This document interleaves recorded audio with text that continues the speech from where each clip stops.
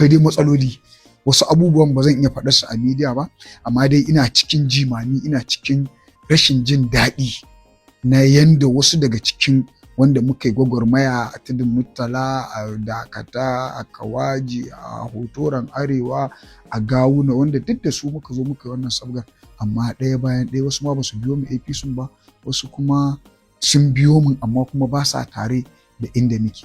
Gaskiya ina kira ga mai girma ɗan majalisar tarayya ya yi ƙoƙari ya gyara. Duk wanda ya san cewar ya ba shi gudunmawa a baya da ƙanƙantarsa, wanda ya yi fushi ko ya zama baya zuwa gidan, ya nemo shi ya zo ya zauna da shi ya ji menene dalili, sannan kuma yanzu fa ba a kwankwasiya muke, magana ce yanzu a APC muke, kuma lokacin duk da muka yi wannan gudunmawar muka fitar da dukiyarmu wacce a yanzu da juya dukiyarmu muka yi wacce muka sa a cikin sabgar siyasa, wallahi duk wanda muka ba in ya tafi in dai jari ne wallahi ya gama duniya ta nade. So amma ya zamanto mun zama saniyar ware, mun zama ba ta mu ake ba, ba a shawara da mu, ba a sanar da kai taro, ba a hasali wasu abubuwan ma idan ka ji wallahi sai ka kama kai. To gaskiya akwai gyare-gyare a ƙaramar hukumar Nasarawa wanda ba a yi wa mai girma gwamnan kansa adalci. Akwai batu na cewa ka narka kuɗinka masu tarin yawa a takarar ɗan majalisar tarayya na Nasarawa, yanzu kuma gashi kun ƙara haɗuwa da shi a APC. Za a ƙara maimaita gwagwarmayar da aka yi a baya? To, ban so ka taɓo min ɓangaren ɗan takarar majalisar tarayya ba, sabida wani abu ne wanda yake tsakanina da shi kusan in ce so. Mun yi gwagwarmaya, mun yi ƙoƙari, mun tabbatar mun yi duk abin da za mu yi wajen ganin ɗan majalisar tarayyar mu na ƙaramar hukumar Nasara, Honorable Hassan Hussein ya zama, kuma alhamdulillah ya zama, kuma ya mana alƙawarurruka wanda muke ganin cewa duk inda aka yi wata ɗaya, wata biyu, shekara ɗaya, dukkan abubuwa da wahalhalun da muka yi muna ganin cewar in Allah ya so ya yarda sun ƙare. To amma har yanzu shiru kake ji, wanda kuma muna mai kyakkyawan zato insha Allahu cewar akwai kurakurai a tafiyar da ake yi kuma za a gyara, sabida duk mutumin da kake tare da shi ya zama wajibi ka gaya mai gaskiya. Gaskiya ita ce duk ƙanƙantar ɗan siyasa yana da amfani, duk ƙanƙantar wanda zai ba da gudunmawa a siyasance yana da amfani. Ba shi da amfani mutanen da aka zo aka taho da su aka shiga lungu da saƙo, wasu suka sa dukiyoyinsu, wasu suka sa lokutansu, wasu suka sai da kadarorinsu da waye, ganin an samu nasara kuma aka samu nasarar daga ƙarshe kuma yanzu a ce ɗaya bayan ɗaya duk wanda muka yi wannan gwagwarmayar tare da su wallahi yanzu babu su. So ina jin ba daɗi a raina, ina ji a raina cewa harkar nima ta fita daga raina, sabida ita wannan siyasa duk da kowa yake yi yana yi ne don ya amfana. Yanda shi ya je ya amfana, so ya kamata sauran al'ummar da suka zo suka ba da gudunmawa su masu amfana. Ana yin siyasa ne domin abubuwa guda uku. Na farko, su wanda suka taya ka aka je yaƙi, idan an samu yaƙi ganimar da aka samu ya kamata a ce su ma an raba ganimar nan da su. To har yanzu dai mu muna cikin wanda an samo ganimar mai tarin yawa, amma dai har yanzu ba mu san inda namu ta shiga ba. To ana ta zagonyewa daga gidan shi Hash din, ana ta ficewa, wasu ma suna komawa gidan Ogan Boye. Kai kana nan daram za ka yi tallan Hassan din a 2027 ko kuma za ka iya tsallaka katanga? To gaskiya ran da na samu labarin jagoranmu na tudun Murtala kusan ya tafi ko ya yi bayani cewar ya koma wani ɓangare, duk da ba ɓangare ya tafi ba, duka a jam'iyyar ake, so amma dai daga gida kaza ne ka ce ka tafi gida kaza, duka idan an tashi duka APC za mu sak tun daga sama har ƙasa. So amma dai akwai abun jimami, wallahi ranar ban iya bacci ba, sabida shi wannan jagoran namu yana ɗaya daga cikin mutumin da shi ya ɗauko ni ya nuna ni a gurin Honorable Hassan Hussein, ya sanar da shi cewar ina iya ba da gudunmawa daga naira miliyan 2 zuwa sama, wanda kuma alhamdulillah muka zo muka yi aiki, muka ba da gudunmawa 1000%, wanda ba wai yaban kai ba a tudun Murtala, banda shi wannan bawan Allah da ni za mu iya cewa to nasarorin da ake ganin an samu so da ba mu same su ba saboda mun yi ruwa mun yi tsaki mun yi duk mai yiwuwa wajen samun nasarar kuma an samu, amma daga ƙarshe akwai dai matsaloli. Wasu abubuwan ba zan iya faɗar su a media ba, amma dai ina cikin jimami, ina cikin rashin jin daɗi na yanda wasu daga cikin wanda muka yi gwagwarmaya a Tudun Murtala, a Dakata, a Kawaji, a Hotoron Arewa, a Gawuna, wanda duk da su muka zo muka yi wannan sabgar, amma ɗaya bayan ɗaya wasu ma ba su biyo mu APC ba, wasu kuma sun biyo mu amma kuma ba sa tare da inda muke. Gaskiya ina kira ga mai girma ɗan majalisar tarayya ya yi ƙoƙari ya gyara. Duk wanda ya san cewar ya ba shi gudunmawa a baya da ƙanƙantarsa, wanda ya yi fushi ko ya zama baya zuwa gidan, ya nemo shi ya zo ya zauna da shi ya ji menene dalili.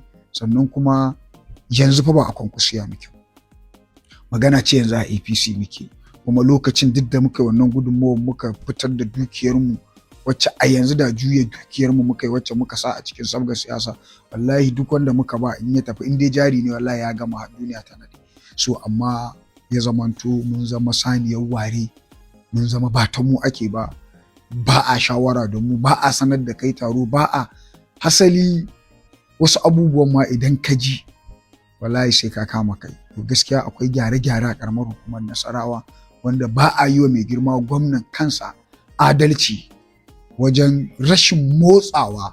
Su da suke da damammaki, duk wanda yake da dama ya samu kujera ta majalisar jiha ko ya samu kujera ta majalisar tarayya ko ciyaman ko SA, su ne a haƙu, su ne kayan al'umma yake hannunsu, su ne ya kamata su fito su yi abin da ya kamata wajen tallafawa. Lokacin gyara bai ƙure ba? Akwai saura, saboda har yanzu kafin zaɓe muna da wajen wata 5, wanda a wannan wata 5 ɗin ina mai tabbatar ma kafin wannan lokacin da muka shiga lungu da saƙo a ƙaramar hukumar Nasarawa, wallahi sai da aka daina zancen duk wani wanda yake da madafun iko.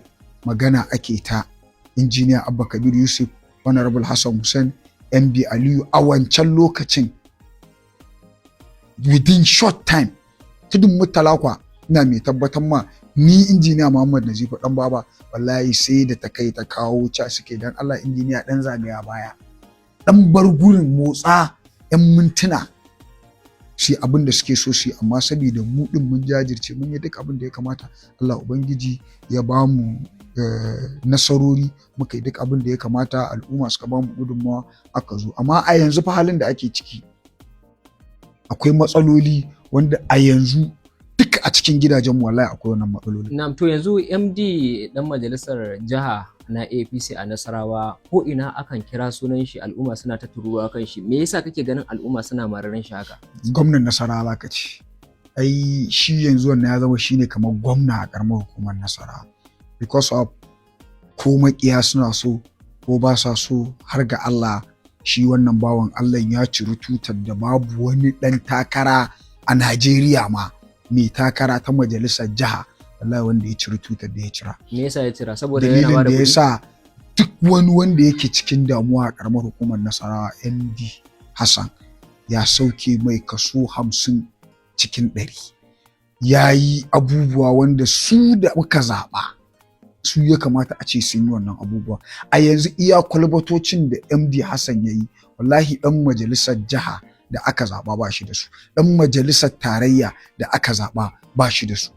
Layi guda ya ɗauka, dogon layi wanda ya sa aka yi drainage, aka yi sa fitulu, aka yi grading ɗinsa, kuma da zummar nan ba da daɗewa ba zai zo zai yi kwalta a wurin. Sannan asibiti guda ya ɗauka wanda a yanzu ya sai gurin millions of naira da ya zo zai gina wa al'umma asibiti. Ya shiga mazaɓar Gama, ya shiga mazaɓar Dakata, ya shiga mazaɓu da yawa wanda ya je ya yi musu ayyuka na alkhairi ba tare da an zaɓe su. Baka ganin al'umma abin hannun shi suke so, shi yasa ake ta tururuwa kan shi, wataƙila ba nagartarsa ba. To ai duk wani ɗan siyasa idan ka ji ana maganar wai abin hannunka, me dalilin da yake ba mu matsala ne a yanzu? Ai riƙe hannun, riƙe bakin aljihu.